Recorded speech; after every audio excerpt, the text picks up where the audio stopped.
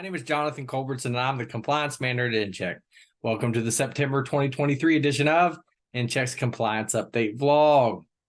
So recently, I had the pleasure of attending the Professional Background Screening Association's 2023 annual conference, where we celebrated 20 years of the PBSA.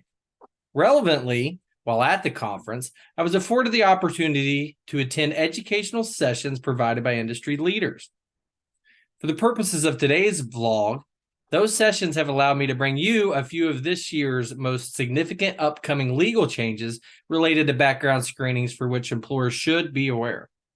Specifically, the conference highlighted approaching laws and regulations concerning the use of conviction information for employment purposes and marijuana testing. Though these updates have previously been mentioned in preceding vlogs, their potential impact necessitates another appearance on InCheck's Compliance Update vlog. First, I would like to once again highlight the amendments to the California Fair Employment and Housing Act regulations, which control the consideration of conviction history and employment decision. This is especially topical as the amendments are effective October 1, 2023. Among the numerous changes to the regulations, one particular set of modifications was emphasized at several PBSA conference sessions. This modification relates to the regulation's requirement of an employer to conduct an individualized assessment to determine whether the applicant's conviction history has a direct and adverse relationship with the specific duties of the job that justify denying the applicant for the position. The regulations have always required the individualized assessment take into account at least the following factors. 1, the nature and gravity of the offense or conduct. 2, the time that has passed since the offense or conduct and or completion of the sentence. And 3, the nature of the job held or sought. The amended regulations will include examples of considerations the employer should consider when assessing each factor during the individualized assessment.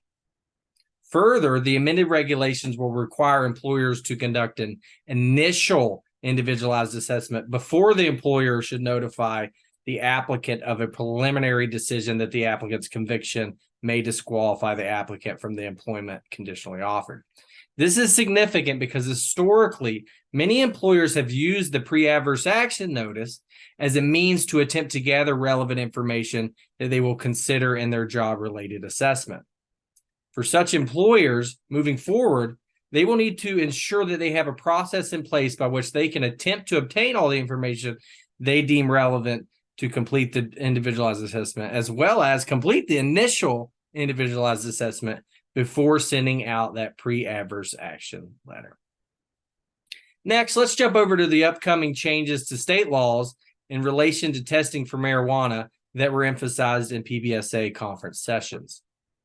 In California, beginning January 1, 2024, a law will take effect that generally prohibits employers from discriminating against a person based upon an employer-required drug screening test that has found the person to have non-psychoactive cannabis metabolites in their hair, blood, urine, or other bodily fluids.